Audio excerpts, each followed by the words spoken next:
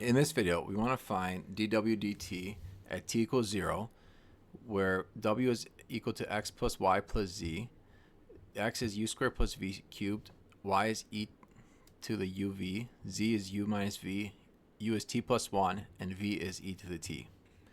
So let's draw a diagram to represent this.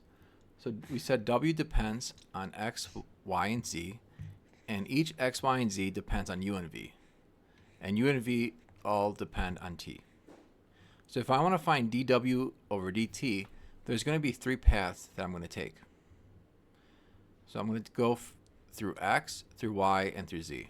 So that's what this is. And then from x, y, and z, we're going to end up at t. So that's this part right here. Now, to go from x to t, there's going to be two paths. Same thing with y and same thing with z. So we're going to further expand this. So if we're at x, in order to go to t, we can go through u and we can go through v. That's why you have dx, or partial of x with respect to u, times du over dt, and then plus partial x with respect to v times dv over dt. Similarly, we'll do the same with dy dt and dz dt. So we'll go through y, so we'll go through u and v, and same thing with dz over dt. Go through u and v.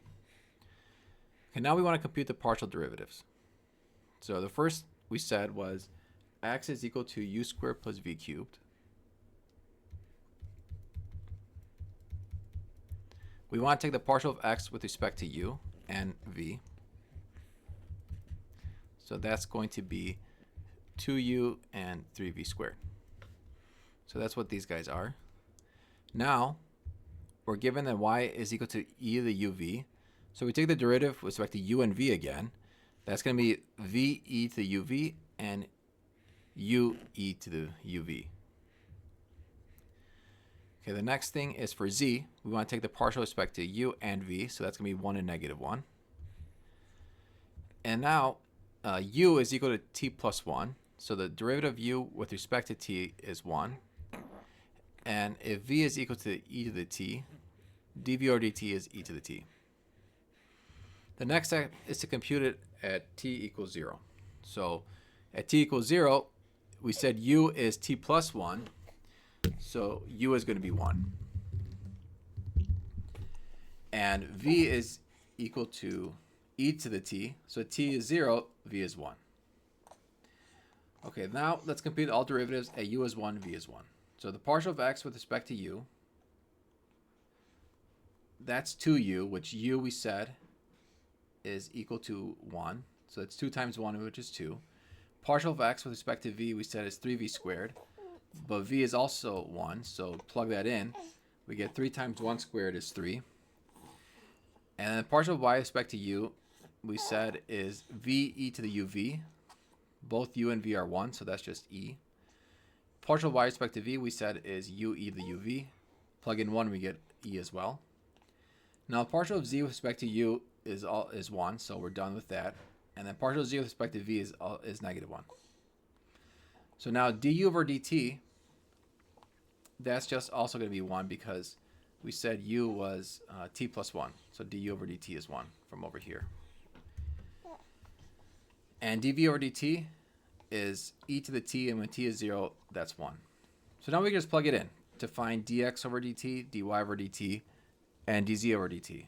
So plug in partial of x with respect to u, du over dt, etc. We get dx over dt is 5, dy over dt is 2e, and dz over dt is 0. So now we'll plug it back into dw over dt.